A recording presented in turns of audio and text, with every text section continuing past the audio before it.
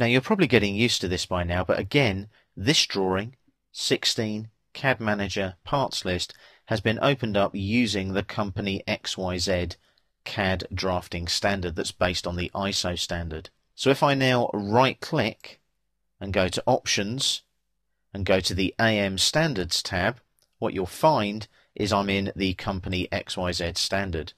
Now I'm going to look at parts lists here now, this one here. So I double click on Parts List, and as you can see it brings me up in that Parts List tab there. So you can see any parts list I create will have item, quantity, description, standard and material.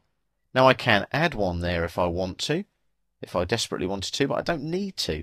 What I am going to do though is I'm going to go here and change the standard ISO 7573 1983 style. If I click on this button here, it'll show me other styles that I can use. So at the moment the insertion point is by company XYZ standard, as you can see.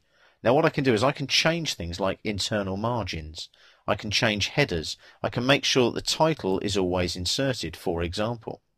I'm going to enable column splitting. I'm going to wrap around the title block. We're going to wrap to the left, as you can see, and the number of rows by default are going to be, in this case, 10. So I've made some changes there. Now what I'll also look at are my internal margins here. My header, top, left, bottom and right have all been set up accordingly. I'm going to change these slightly. So I'll make some changes here. I'll make that 1.5. Going to make that 0.6. So I'm going to make these slightly different so that when I bring a parts list in, not 6.6, that's a bit too big, 0.6. Like so. Left, I'm going to make 1.5 as well. And right, I'm also going to make 1.5 as well. Now I'm going to replicate that with the data. So here I'm going to double click 1.5 in there, double click there, 1.5 in there. I'm going to make that 0.6 again, and this one again 1.5.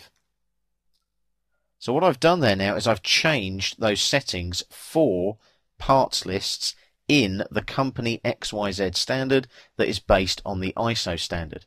So I'll apply that now and I'll OK that. Again, I will apply and I'll OK that as well.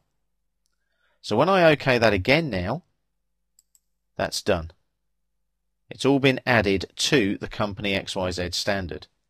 So if I wanted to now add a parts list, all I do is go to Annotate, like so, on the actual ribbon there, go to Table and Parts List.